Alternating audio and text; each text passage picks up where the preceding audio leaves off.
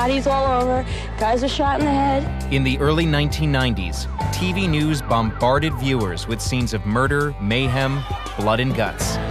The war on crime, by then 20 years old, seemed lost. There's terrorism here in America. We live in fear, and it's not Beirut, and it's not Mogadishu. But the murder of a California child by a man with a 20-year criminal history was a tipping point, and a wave of anger swept the country. How could this maggot have slid through the system this many times without somebody saying, wait a minute, pal? New sentencing laws, called 3 Strikes, You're Out, were seen as the answer to the repeat offender menace. When you commit a third violent crime, you will be put away and put away for good. 3 strikes and you are out. With crime near historic lows today, did the lock 'em up approach work, or did it get carried away?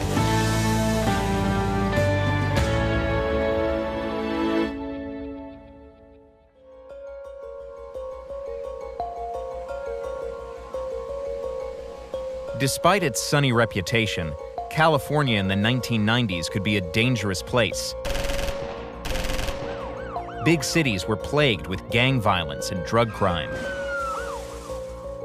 Living far from all that in the town of Fresno, Mike Reynolds, a wedding photographer, says he and his family felt secure. Our greatest effort was to get our kids raised, give them a sense of values. We're just about ordinary people as you're going to find.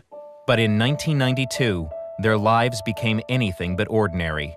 Their 18-year-old daughter, Kimber, home from college for a wedding, went out one night with friends in downtown Fresno. As she went to get into the car, 2 men on a stolen motorcycle came up to her and tried to take her purse away from her. One of them pulled out a .357 Magnum and put it in her ear and pulled the trigger. There was nothing I could do. I've never felt so helpless in my life. She was a sweetie. The men who killed Kimber turned out to be so-called career criminals. Both had long records and were fresh out of prison on parole. I'm a wedding photographer. What in the world would I know about the criminal justice system and what keeps turning these criminals back out again? At some point, somebody had to do something to keep this from happening again. Reynolds invited a dozen people to his home to bat around ideas that crystallized in a proposal known as 3 Strikes and You're Out. 3 strikes was what this was. If you have 2 serious or violent priors, the 3rd felony could indeed put you away 25 to life. Reynolds launched a one-man crusade, but didn't get far until another crime hit the news a year later. There is an exceptional kidnapping story in Northern California tonight in the small town of Petaluma. With her mother asleep in a nearby room, 12-year-old Polly Klaas was snatched from her home in the middle of the night. For 2 months, Americans were transfixed as the media covered the agonizing search for the girl, which ended in tragedy. My beautiful daughter Polly is dead. America's child is dead. Polly had been strangled and left in a field. Her killer had a violent rap sheet and had just been released from prison after serving half his sentence for a previous kidnapping. 3 strikes and you're out. Yes or no? When this tragedy hit, all of the radio stations, they just said, hey, this guy would not have been on the streets if California's 3 strikes law was in place. Support for 3 strikes and you're out is spreading like wildfire. Reynolds' petition drive took off, securing 800,000 signatures. We should start with a 3 strikes you're out bill. The nation, not just California, was shocked. It was a shocking crime. And it emboldened a lot of people who had sort of given up hope of changing things. The law passed in California by a wide margin, and by 1996, the 3 Strikes wildfire had spread to 24 states and the federal government. This was an angry era in American criminal justice. Crime scholar Frank Zimring says Americans were angry because despite having put a record number of people in prison, crime still seemed out of control. What was supposed to deliver people from their crime fears, what was supposed to reduce the homicide rate, was the imprisonment cure, and it hadn't worked. So that what happened in the 1990s is the transition from lock 'em up to throw away the key. This is a third strike case. While in most states, all 3 strikes had to be violent or serious crimes, in California, the third strike was unique. What made it unique was that you commit any kind of a crime, the lowliest crime, that made you eligible for the 3-strike law. Los Angeles District Attorney Gil Garcetti had originally opposed that idea, believing it would put too many low-level offenders in prison for life. It was going to be a waste of money. We know that after the age of 35 or so, crime drops off with men like this. So we're going to keep them till 50, 60, 70, 80 years of age. And even though I spoke out strongly, we were drowned out. 3 years into the law, at this Los Angeles Kmart, Kenneth Keel was arrested for shoplifting $100 worth of items. I had became addicted to crack cocaine at about the age of 20, 21. I figured if I committed a petty crime, the most I could get would be a few months, a couple of years in prison.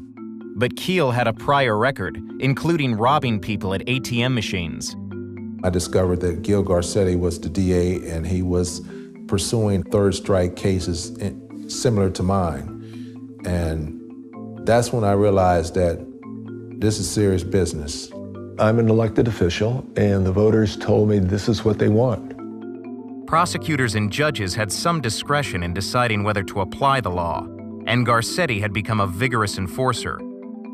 Keel was convicted and received a sentence of 25 years to life. 10 years after the law was enacted, the data was stark. Nearly half of the 3 strikes inmates were serving 25 to life sentences for non-violent crimes. This law, I think, did not do what the voters intended. It completely overreached and resulted in judges having to mete out sentences that were disproportionate to the criminal conduct. He's accused of stealing a slice of pizza from a group of children at a beach pizza parlor. The media, which had fueled the public anger that led to the law, now had a field day with the most extreme cases. There was the pizza thief, the cookie thief, the bicycle thief. All received 25 to life sentences for petty crimes because of more serious crimes in their past. The question that's being raised is this really a good idea? The 3 strikes law ended up populating our prisons, which are grossly overcrowded, with petty thieves and drug addicts. Across the country, backers of tough sentencing laws, like 3 strikes, credit them with a historic drop in crime. But crime researchers say the drop is also due to many other factors, including 100,000 new police on the streets. We cannot simply prosecute or incarcerate our way to becoming a safer nation. Today, the U.S. has the world's largest prison population at a cost of $80 billion a year, leading many liberals and conservatives to call for reform. Some studies show that lengthy prison terms have barely dented the repeat offender rate. And alternatives, like drug treatment and probation, can cost less and work better for low-level offenders. I think it would be very healthy for the country and for the Congress to reevaluate the whole way we've dealt with prison. Former Los Angeles DA Gil Garcetti is doing some reevaluating of his own. The lesson learned from me is that I was the elected district attorney. I should have had the backbone to stick by what I said should be the law. Garcetti now regrets some of the sentences his office sought against non-violent offenders, especially mentally ill and homeless people. Those are the kinds of people that shouldn't have been sentenced under the 3-strike law. Those are the people that should have received some help. As for Kenneth Keel, he is now out of prison and helping other former strikers transition back into society. About 3,000 inmates are eligible for release after Californians voted in November 2012 to revise the 3 strikes law, so only violent or serious felonies count as a 3rd strike. weakening the law voters had passed so overwhelmingly 18 years earlier. The worst way to enact a law is to do it in an emotional, angry response to two horrific crimes. I feel for the Mike Reynolds and the Mark Klasses of the world, but at the same time, they are not the ones who should be crafting and drafting our laws.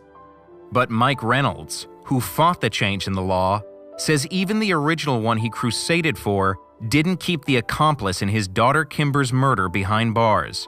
Douglas Walker served 4 years for that crime, but after he committed another, a judge decided not to sentence him under 3 strikes.